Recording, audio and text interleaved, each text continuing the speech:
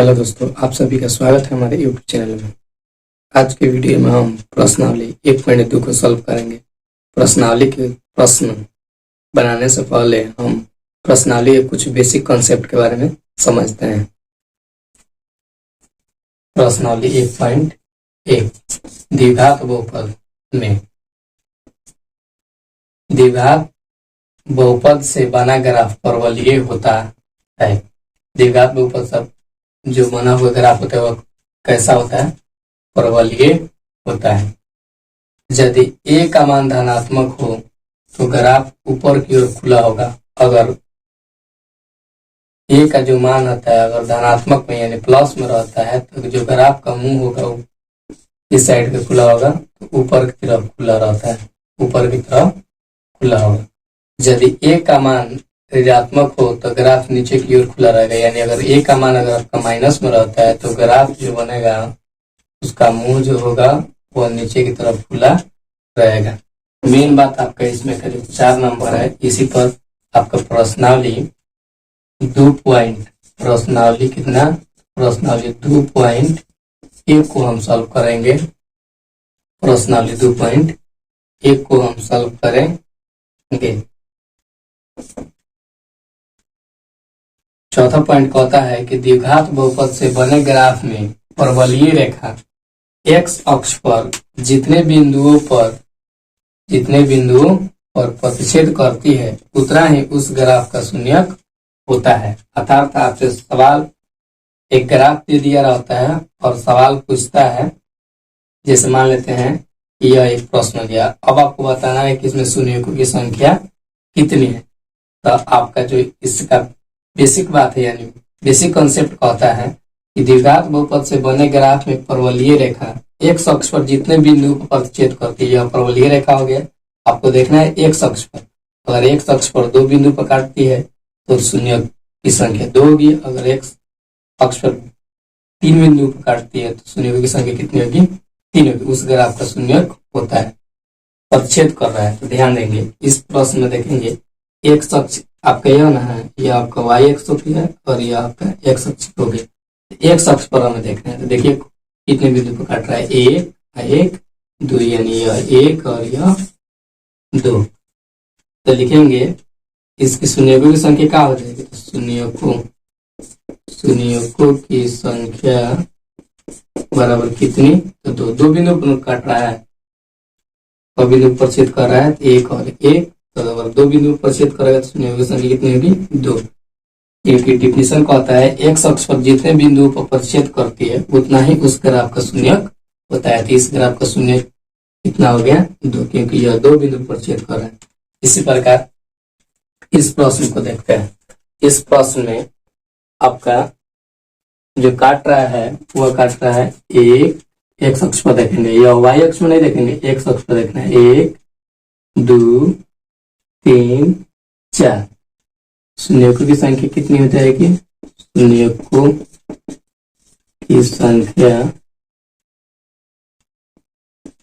की संख्या बराबर 4। इसे देखते हैं, यह आपका x अक्ष हो गया और यह आपका y अक्ष हो गया। तो यह कहीं पर भी x अक्ष पर नहीं प्रतिच्छेद कर रहा है, इसलिए देखिए आप कहीं पर भी x अक्ष पर कोई भी रेखा प्रतिच्छेद नहीं कर रहा है, इसलिए इसका शून्यक जो होगा कितना होगा? 0 होगा। तो शून्यकों की संख्या बराबर 0, यानी आपको खाली यह देखना है कि x अक्ष पर कितने बिंदु प्रतिच्छेद कर रहा है। अब प्रश्नावली 2.1 के प्रश्न को सॉल्व करते हैं। पहला प्रश्न है प्रश्नावली 2.1 का क्वेश्चन नंबर 1 देखते हैं। क्वेश्चन नंबर 1 कहता है किसी बहुपद p of x के लिए y p of x का ग्राफ नीचे आकृति में दिया है। प्रत्येक स्थिति में p of x के शून्यकों की संख्या ज्ञात कीजिए। तो अभी आपको थोड़ा देर पहले समझाया गया है कि देखना है आपको x अक्ष पर कितना कटा है। जितने बिंदु पर x अक्ष से कटा होगा उतना ही उसका शून्यक होगा। ध्यान देंगे यह आपका x अक्ष हो गया, यह y अक्ष हो गया। इसमें कहीं पर भी इस x अक्ष पर कटा है? नहीं कटा है, इसलिए शून्यकों की संख्या कितनी हो जाएगी? पहला का शून्यकों की संख्या बराबर 0। शून्यों की संख्या कितनी हो जाएगी? 0। दूसरे सवाल में देखते हैं, तो ध्यान दीजिए, यह आपका एक अक्ष हुआ, एक अक्ष पर कहाँ पर कटा है? एक बिंदु पर कटा है, इसलिए शून्यों की संख्या कितनी हो जाएगी? 1। शून्यों की संख्या बराबर 1। क्वेश्चन नंबर 3 को देखते हैं, तो ध्यान से देखिए। क्वेश्चन नंबर 3, यह आपका एक अक्ष हो गया है, कितने बिंदु पर कटा है? 1 2 3। 1 2 3। शून्यों की संख्या कितनी हो जाएगी? तो 3 हो जाएगी। शून्यों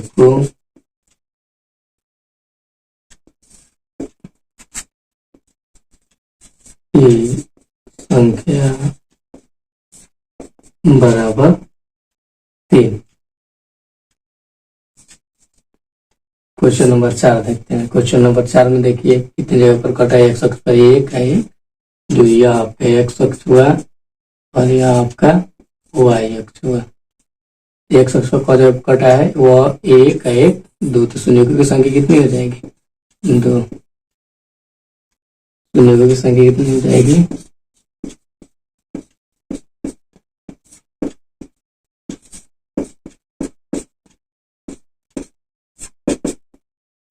2। क्वेश्चन नंबर 5 को देखते हैं। क्वेश्चन नंबर 5 में देखिए, एक्स अक्ष पर कितने जगह पर कटा जाता है? 1 2 3 4। शून्यों की संख्या कितनी हो जाएगी? 4। शून्यों की संख्या बराबर, देखिए फिर से देखते हैं कितने जगह पर कटा है? 1 2 3 4। शून्यों की संख्या कितनी हो जाएगी? 4। 2.1 का लास्ट प्रश्न देखते हैं। क्वेश्चन नंबर 6, एक्स अक्ष पर देखिए कितनी जगह पर कटा है? 1 2 3। शून्यों की संख्या कितनी हो जाएगी? 3। शून्यों की संख्या बराबर कितनी जगह पर कटा है? 1 2 3। अब हम इस अध्याय में उपयोग होने वाले महत्वपूर्ण फॉर्मूला को समझते हैं।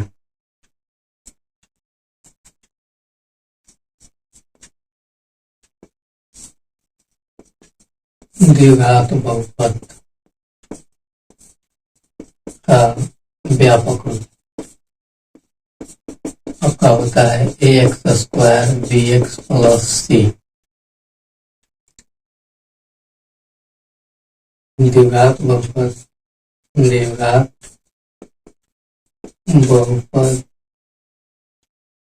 के 2 शून्यक होते हैं, 2 शून्यक होते हैं, एक अल्फा तथा बीटा। एक अल्फा होता है और एक बीटा होता है।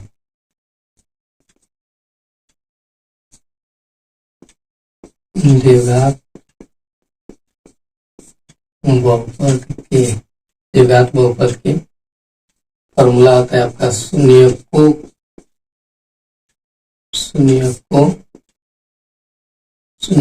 के योगफल। शून्यकों का योगफल का फॉर्मूला होता है -x का गुणनक बटा x² का गुणनक।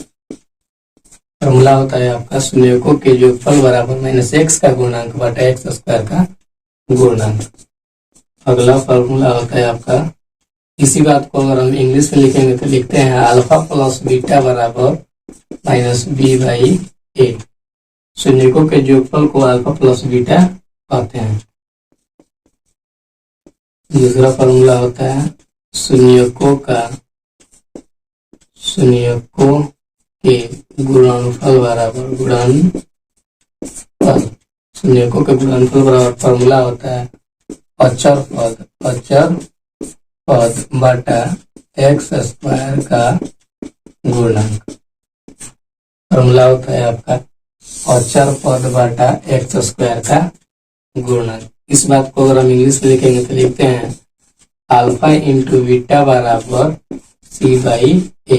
अल्फा इंटू बीटा बराबर सी बाई ए।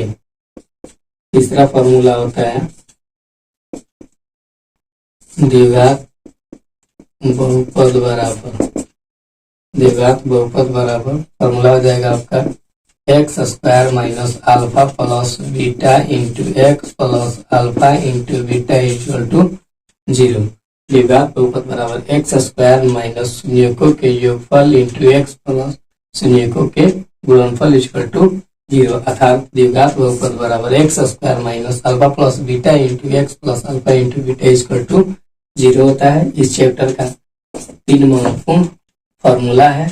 कुछ और फॉर्मूला होता है और फॉर्मूला के बारे में हम समझते हैं। फॉर्मूला होता है आपका 1 by alpha plus 1 by beta बराबर, अर्थात फॉर्मूला हो जाएगा अल्फा, इस दोनों को लघुत्तम निकालिएगा तो हो जाएगा alpha into beta, alpha plus beta, यानी इसका फॉर्मूला होता है 1 by alpha plus 1 by beta बराबर alpha plus beta but alpha into beta. कुछ और फॉर्मूला होता है alpha square plus beta square बराबर, फॉर्मूला होता है आपका अल्फा प्लस बीटा का whole square minus 2 alpha into beta, 2 alpha into beta. और फॉर्मूला होता है आपका alpha by beta plus beta by alpha बराबर alpha by beta plus beta by alpha बराबर, फॉर्मूला होता है आपका अल्फा प्लस बीटा का whole square minus 2 alpha into beta बटा अल्फा इंटू बीटा, यानी अल्फा प्लस बीटा का whole square minus 2 alpha into beta बटा अल्फा इंटू बीटा। आपका alpha by beta plus beta by alpha का formula होता है।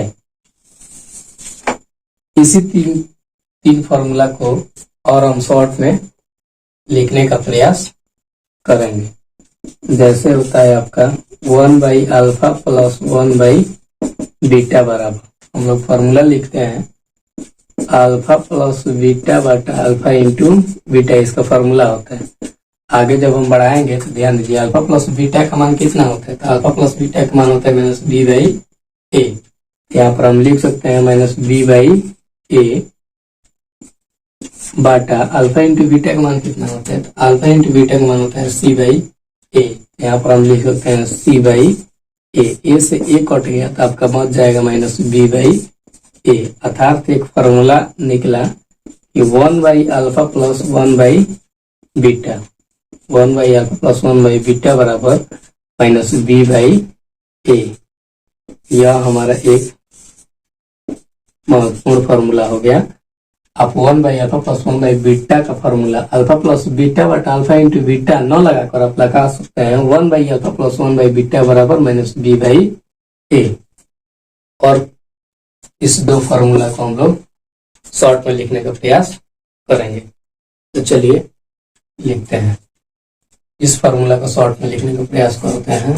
यह फॉर्मूला है आपका alpha square plus beta square बराबर, फॉर्मूला होता है अल्फा प्लस बीटा का whole square minus 2 alpha into beta.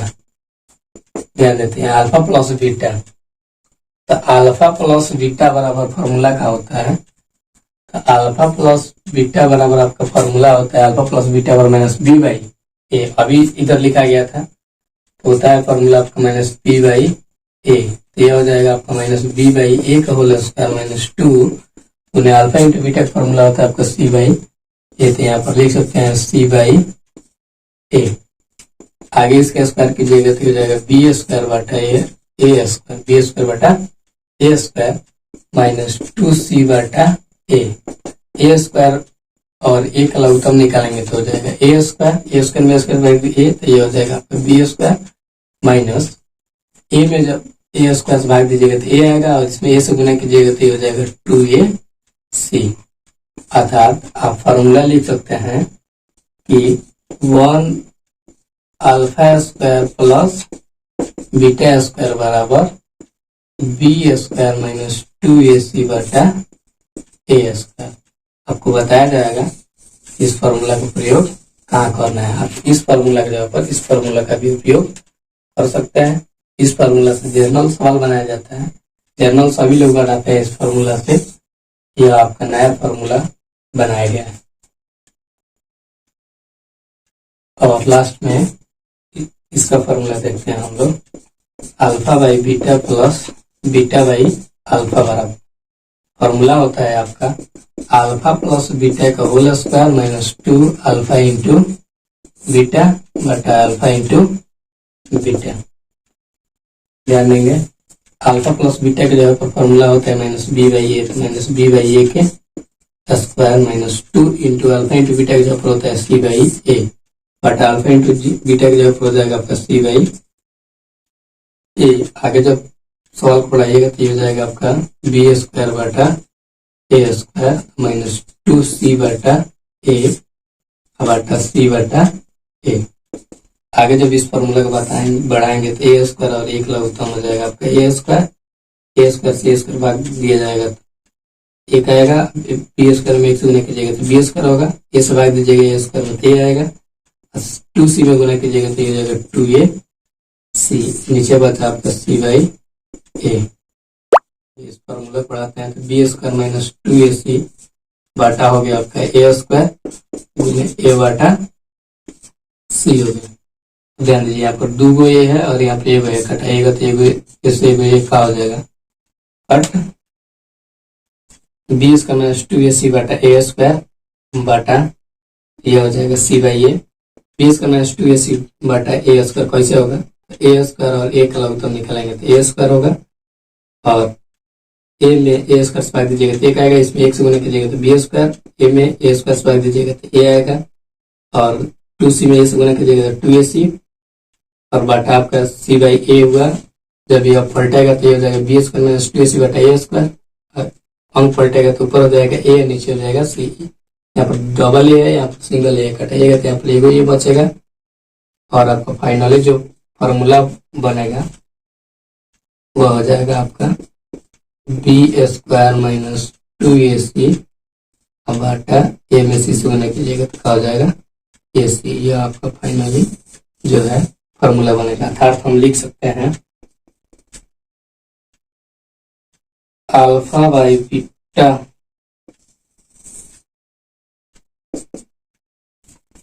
Formula हम लिख सकते हैं,